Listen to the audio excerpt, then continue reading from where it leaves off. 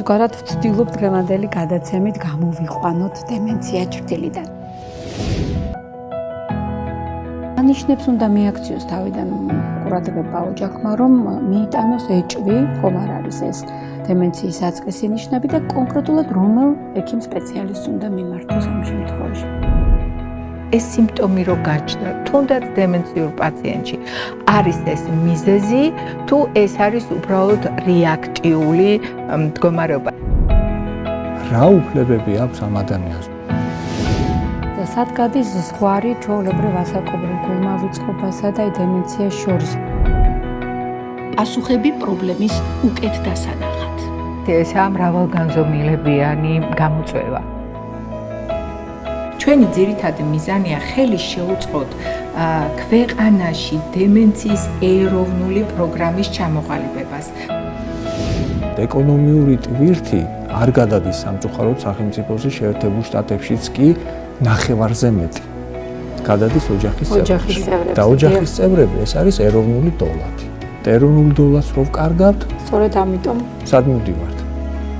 გავუმარტივოთ საქმიანობები, რათა დამოუკიდებლობის ხარისხი რაც შეიძლება დიდხანს იყოს საკმაოდ მაღალი. ესეთი სიჯიუტე არ არის ამ ადამიანის არჩევანი. ეს არ არის ამ ადამიანის მდგომარეობა, რომ თითქოს ამწარებს გარშემომყოფებს. ოჯახი ახალი კონფიგურაციით, ანუ გამქრალი მეხსიერება და დარჩენილი სიყვარული. მაინტერესებს რას ნიშნავს კარგი ზრუნვა თქვენთვის? ვიზრუნოთ, რომ ამ ადამიანმა შეინარჩუნოს თავმოყარეობა. რა ტიპის მხარდაჭერა იგრძენით თქვენ, რომ ყველაზე მეტად გჭირდებათ? მარტივი წინადადებები გამოვიყენოთ, თავისუფლად თვალით კონტაქტი, რაღაცნაირად ტემპი როგორი გვექნება საუბრის.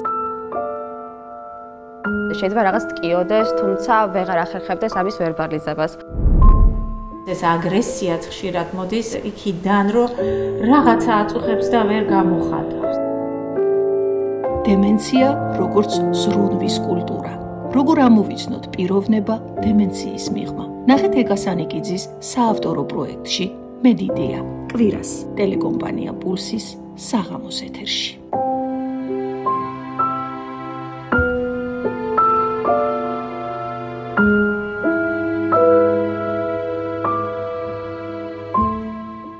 გადაცემა მომზადებულია სახელმწიფო გრანტის სააგენტოს საგრანტო პროექტის კიდევ ერთი ნაბიჯი ღირსეული სიბერისკენ დემენციის ეროვნული პროგრამის შექმნის ხელშეწყობისთვის ფარგლებში.